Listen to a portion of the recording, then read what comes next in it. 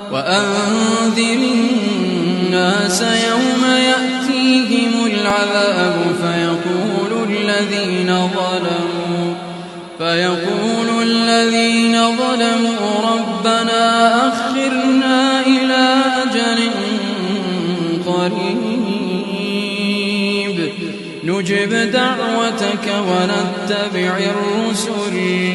أولم تكونوا أقسمتم من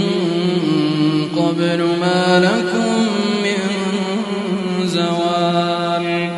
وسكنتم في مساكن الذين ظلموا أنفسهم